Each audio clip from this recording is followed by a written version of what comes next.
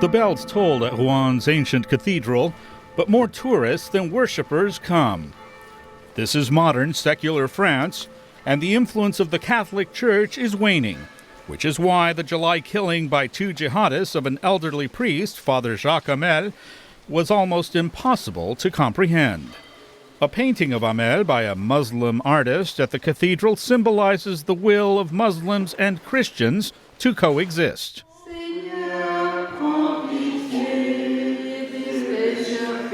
In nearby Saint-Étienne-du-Rouvray, where Hamel was killed, this is Sunday Mass at one of his parishes. A shrinking, aging congregation, a church in disrepair.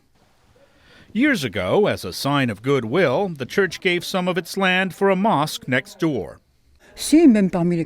There were people who found it a bit bizarre because the land was given to them for 1 franc at a time. It was symbolic, that was all. They gave the land. There were people who said, oh, now we're going to have that mosque and there will be all these Arabs here. That was the thinking, for sure.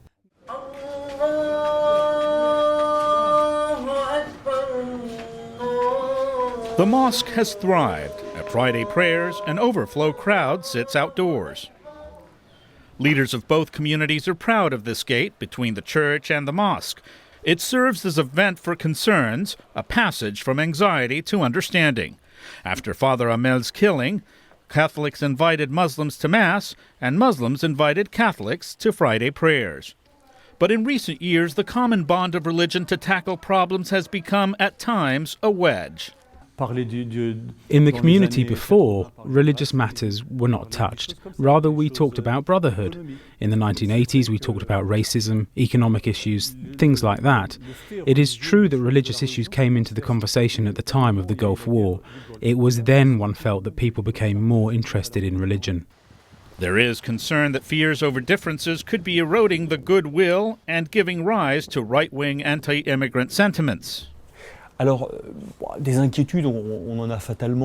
anxiety with which we are living with inevitably every day is because we are entering in France a period of preparation for the presidential elections.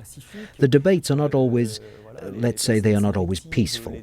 The invective, the topics are very violent and could injure communities.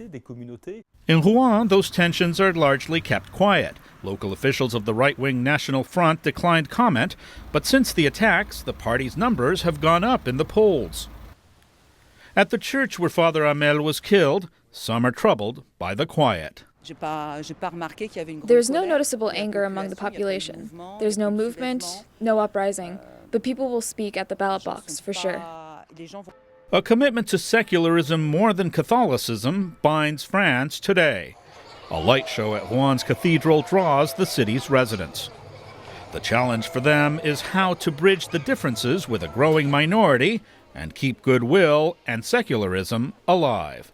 Luis Ramirez, VOA News, Rouen, France.